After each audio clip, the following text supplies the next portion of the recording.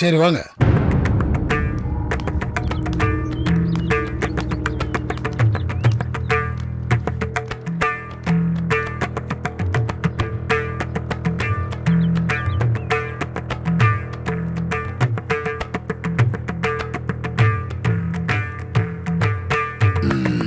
உட்காரீங்களா? இல்ல பரவாயில்லைங்க. இங்க பாருங்க, கல்யாண விஷயத்தை தவிர வேற எது ஒன்னாலும் பேசலாம். ஏன்னா உங்க தம்பிகிட்ட எல்லாத்தையும் சொல்லியிருக்கேன். சொல்லலையா உங்க அண்ணகிட்ட? சொன்னான். பாவம், அவன் ரொம்ப அவநம்பிக்கப்பட்டான். எனக்கு உங்க பேர்ல ஒரு நம்பிக்கை. அதனால தான் அவனையும் கூப்பிட்டுட்டு நானே நேரில் வந்தேன். நீங்க என்ன நம்பலாம், ஆனா நான் கடவுளை மட்டும் தான் நம்புறவன்.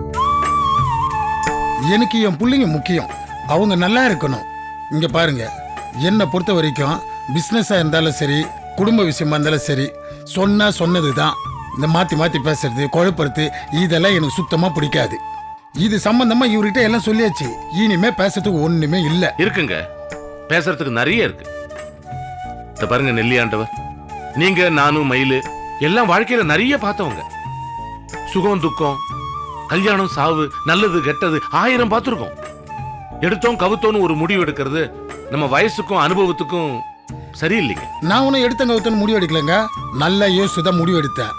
ஏன் குலதெய்வம் கோயில்ல வச்சு ஏன் முன்னாடிய அந்த ஈடு கட்டி சாபம் விடுறான். உங்க வீட்டுல பொண்ணு எடுக்கிறவன் குடும்பத்தோட அழியணும்னு எனக்கு எப்படி இருக்கும்? குலதெய்வங்கிறது என்னங்க? நம்ம குலத்தை காக்கிறது தானே குலதெய்வம். நம்ம குடும்பத்துக்கு காவலா இருக்கிறது தானே குலதெய்வம். எவனோ ஒருத்தர் சாபம் விட்டாங்கிறதுக்காக அந்த குலதெய்வம் நம்ம அழிச்சுடன் நம்புறீங்களா? இங்க பாருங்க, நான் சாமியை நம்புறவன். நானும் சாமியை தாங்க நம்புறேன். நமக்கு நல்லதுதான் சாமி செய்யும் நான் நம்புறேன். நம்ம சுத்தி எவ்வளவோ கெட்டது நடந்தாலும் அந்த சாமி நமக்கு காவலா இருக்குன்னு நான் நம்புறேங்க. அதுதாங்க நெசமான கடவுள் நம்பிக்கைன்னு நான் நம்புறேன். பாருங்க, பெரேசுடன் தன் குடும்ப சாமி கிட்ட நாங்கெல்லாம் அழிஞ்சு போனோம்னு ஈடு கட்டினதுனால அது நடக்குன்னு நீங்க நம்புறீங்க பாத்தீங்களா? அதுதான் சாமி மேல நீங்க வச்சிருக்கிற அவநம்பிக்கை. அது குலதெய்வத்தையே அவமரியாதை பண்றதுங்க. நீங்க சாமர்த்தியமா பேசி என்ன மடக்க பாக்குறீங்க. உங்க அளவுக்கு எனக்கு பேச தெரியாது. ஆனா எனக்குன்னு ஒரு அபிப்பிராயம் இருக்கு. மனசு சங்கடத்தோட என் புள்ளைக்கு உங்க வீட்டுல பொண்ணு எடுக்க பிடிக்கல. இந்த கல்யாணம் நடந்து நாளைக்கு உங்க பொண்ணு இந்த வீட்டுக்கு வந்துச்சுன்னு வச்சுங்க, என் பையனுக்கு சின்ன தலைவலி காய்ச்சல்னு வந்து படுத்தாலோ இல்ல பைக்ல இருந்து கீழே ஊந்து சின்ன அடிபட்டாலோ உங்க பொண்ணை கட்டினால தான் இதெல்லாம் ஆச்சுன்னு என் மனசுக்குள்ள தோணும். நான் வெளிப்படையா சொல்றேன், புரிஞ்சுக்குங்க. இந்த கல்யாணம்ன்றது அப்படி இருக்கக்கூடாது. வேணா விட்டுருங்க. வேணா விட்டுருங்கன்னு நீங்க சாதாரணமா சொல்றீங்க. அப்படி சாதாரணமா விடக்கூடிய சூழ்நிலையா நாங்க இருக்கோம்? அவன் சொல்றது வாஸ்தவம் தாங்க.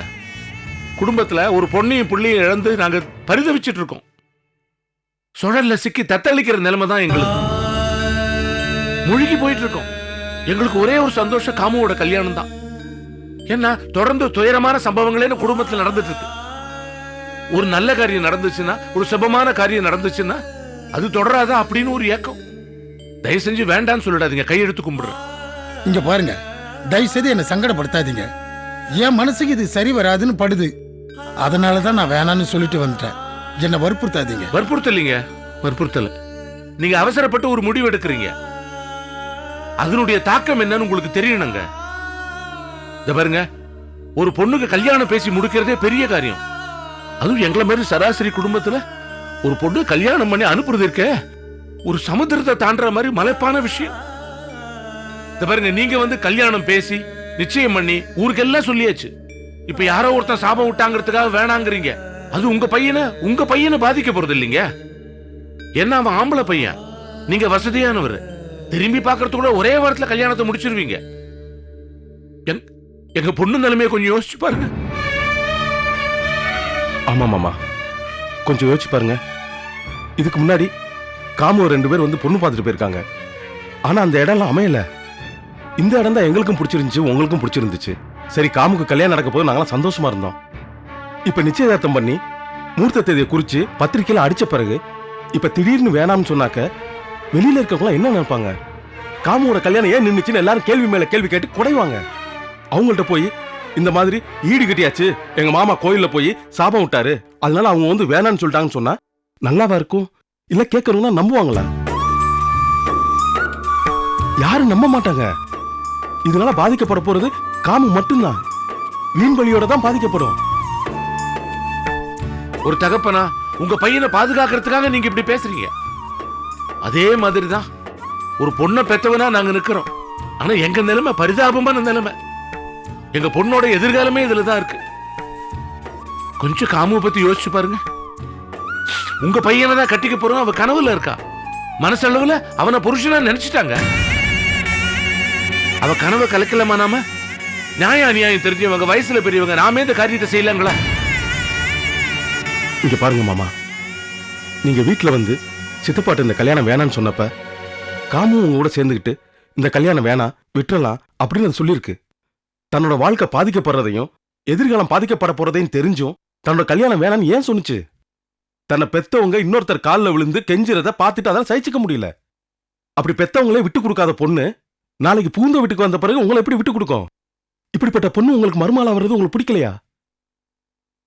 நான் உண்மையை சொல்றேங்க, காமு மாதிரி ஒரு பொண்ணு உங்க வீட்டுக்கு வர்றதுக்கு நீங்க தான் கொடுத்து வச்சிருக்கணும்.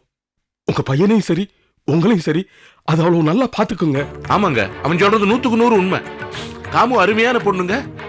அவளை வேண்டான்னு சொன்னீங்கன்னா ஒரு நல்ல மருமகளை நீங்க இழக்கிறீங்க. நாங்க எங்க சந்தோஷத்தை இழக்கிறோம். ஏன்னா இதுக்கப்புறம் அவன் வேற யாரையும் கல்யாணம் பண்ணிப்பான்னு எங்களுக்கு தோணல. வாழ்நாள் முழுக்க கன்னியா இருந்துடுறேன்னு சொல்லுவா. அந்த புண்ணியம் உங்களை தாங்க சேரும். ஐயா, நான் இவ்வளவு நேரம் ஒன்றும் பேசலைங்க. ஏன்னா நான் இறங்கி வந்து எவ்வளோ உங்ககிட்ட கெஞ்சிட்டேன். இனிமேல் கெஞ்சறதுக்கு என்கிட்ட எதுவும் இல்லைங்க. இப்போ என்னங்க, அந்த பெருசுடன் எங்க குடும்பம் அடியோடு ஒழிணும் தானே சாபம் கொடுத்தாரு. இந்த கல்யாணம் நடக்கலைன்னா அதுதாங்க நடக்கும். ஆமாங்க, எங்க குடும்பம் தன்னை அழிச்சுக்கிறது தானுங்க எங்களுக்கு தோன்ற ஒரே வழி. ஆமா, ஒரு முட்டாள் கோபத்துல சொல்ற வார்த்தைகளை கெட்டியா பிடிச்சுக்கிட்டு அவன் கொடுத்த சாபத்தை நீங்க நிறைவேற்ற போறீங்களா? சரிங்க, அப்படித்தான் செய்ய போறீங்கன்னா அது உங்க விருப்பம். நாங்க கிளம்புறோம். கொஞ்சம் நில்லுங்க. பாண்டியங்கிற ஒரு ஐயோக்கம் பண்ண வேலையினால உங்க குடும்பமே இப்படி ஆகணுமா? வேணாங்க. நீங்க 3 பேரும் குடும்பத்து மேல வச்சிருக்க பாசம் இருக்கு, அதை நான் என்னன்னு சொல்றது? இந்த காலத்துல எல்லார்கிட்டையும் குறைஞ்சிட்டு வர இந்த பாசம் உங்க குடும்பத்துல எல்லார்கிட்டையும் இருக்குதுயா. தம்பி மகளுக்காக நீங்க இவ்வளவு இறங்கி வரீங்க. கோபி என்னடானா சித்தப்பா பொண்ணு தங்க கூட பிறந்த தங்கச்சியா நினைச்சு உசிரியே விடுறான். இப்பேற்பட்ட பாசத்துக்கு முன்னாடி எந்த பையனோட சாபமும் நிக்காதுங்கயா. ஊரே கூடி சபிச்சாலும் ஒன்னும் பண்ணாதுங்க. இப்ப சொல்றேங்க, உங்க பாசத்துக்கு முன்னாடி எனக்கு வேற எதுவும் பெருசா தெரியலங்க. எங்க குலதெய்வம் முன்னாடி வந்து நின்று இந்த கல்யாணம் வேணாம்னு சொன்னாலும் கூட நான் கேட்க மாட்டேங்க. இந்த கல்யாணம் நடக்கும். காமுதான் இந்த வீட்டு மருமக, இது சத்தியங்க.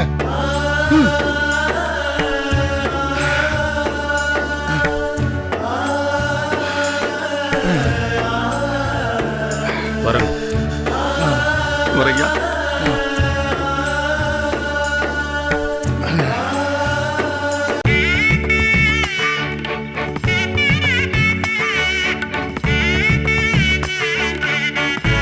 சம்பந்திய பாத்தீங்களா? பேசுனீங்களா? என்னாச்சு? தெய்வான சந்தோஷமான செய்தியோட தான் வந்திருக்கோம். காமுதான் என் வீட்டு மருமகன்னு நெல்லியாண்டவர் சொல்லிட்டார். நம்ம பேசின மாதிரி கல்யாணத்தை உறுதியா நடத்திடலான்னு சொல்லிட்டார். கொப்புடையம்மன் சாமியை நான் வேண்டாத நாள் இல்ல. இந்த கல்யாணம் பேசினபடியே நல்லபடியா அமைஞ்சிடணும். அந்த கடவுளே கண்ணை திறந்துட்டாரு.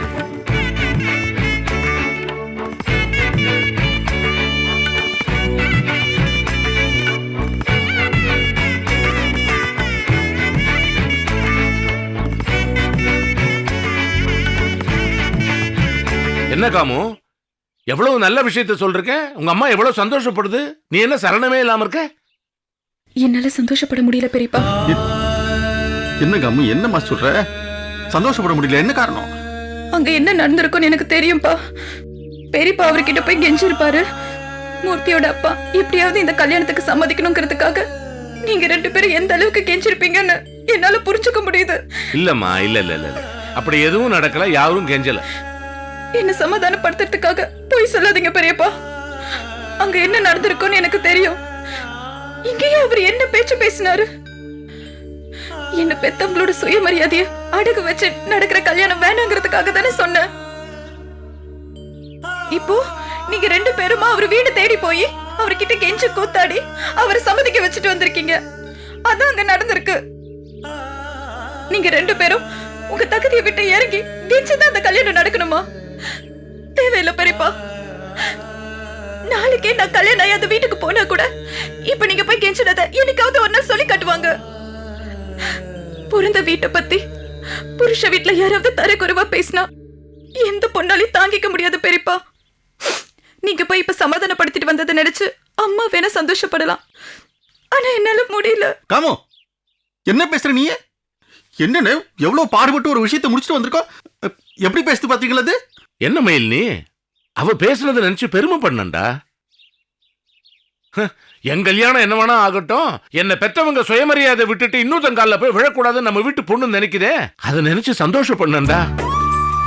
இந்த பாருமா, நீ நினைக்கிற மாதிரி நாங்க யார் காலையும் பிடிச்சு கெஞ்சல. இருக்கிற விஷயத்த அவங்களுக்கு சொன்னோம், அவ்வளவுதான்.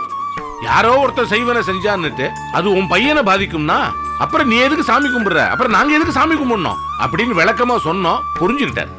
அவரு பாக்குறதுக்கு தான் கரண்ட் முரடா இருக்காரு, மனசு நல்ல மனசுமா. எப்படியும் நீங்க அவர்கிட்ட தலை குடிச்சீங்களா இல்லையா? இந்த பாருக்காமு, வாழ்க்கையில எல்லா நேரமும் தலை நிமிர்ந்து எல்லாராலையும் அலைய முடியாது. சில இடங்கள்ல பணிவா தான் இருக்கணும். இப்ப நாங்களே கச்சேரி பேச வரவங்க கிட்ட கச்சேரி பண்ண போறப்ப பல இடங்கள்ல பணிஞ்சுதான் போறோம். அதனால தான் எங்களுக்கு இவ்வளவு நல்ல பேரு. இந்த பாரு, தேவையானப்ப நம்ம தழுகுனிஞ்சு போறது இருக்கே, அது நம்ம குறைஞ்சு போயிட்டோம்னு இல்லவே இல்லை. பணிவா இருந்தா தான் சில சமயத்துல நிமிர்ந்து நிற்க முடியும். சரி, இது எல்லாத்தையும் மனசுல இருந்து எடுத்துடு. உன் கல்யாணத்துக்கு சந்தோஷமா தயாராகிற வழியை பாரு.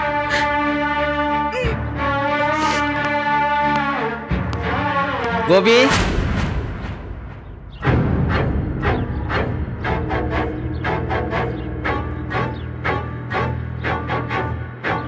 வணக்கம் சார்.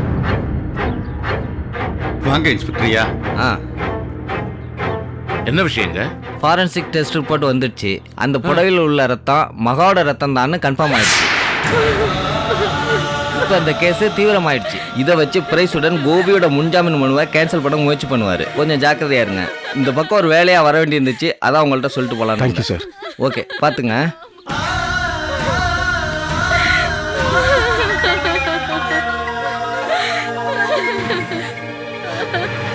ஹலோ, எங்க? கொஞ்சம் வெளில போயிட்டு வந்துடுறேன்ப்பா. இப்போ வந்துடுறேன்.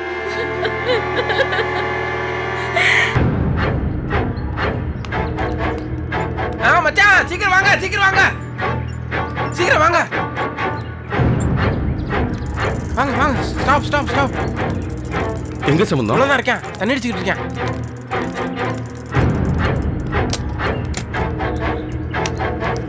கொஞ்சம் போதையில் இருக்கேன், பார்த்து பேசுங்க.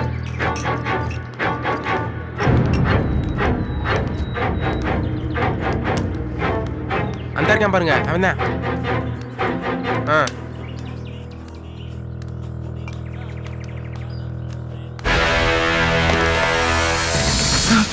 உட்காருங்க, உட்காருங்க.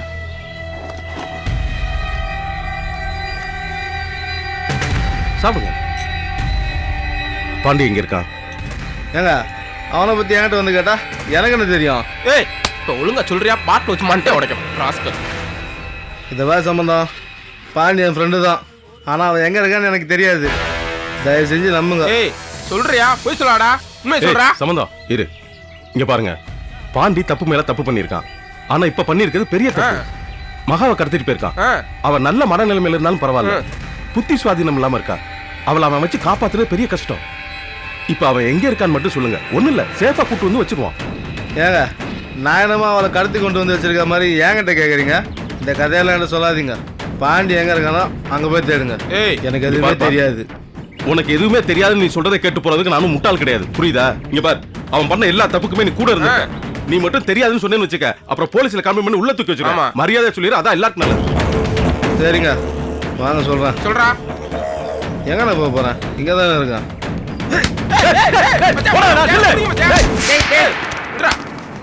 இவன் தானா? ஆமா சார். டேய், பாண்டியங்கடா. சார், எனக்கு சத்தியமா தெரியாது சார். சார், இப்பெல்லாம் கேட்ட சொல்ல மாட்டேன் சார். போலீஸ் ட்ரீட்மெண்ட் பண்ணுங்க சார். டேய், பாண்டியங்க சொல்லு.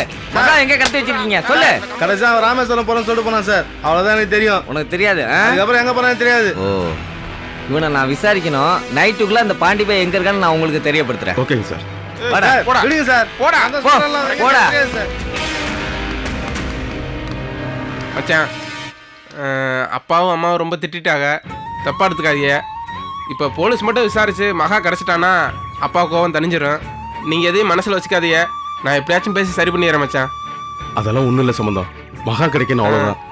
பரவாயில்ல, இவ இங்க இருக்கான்னு சொல்லி தகவல் சொன்னீங்க, இதுவே பெரிய விஷயம். வா. சரி நீங்கள் போங்க, நான் போலீஸ் ஸ்டேஷன் வரை போயிட்டு வந்துடுறேன்.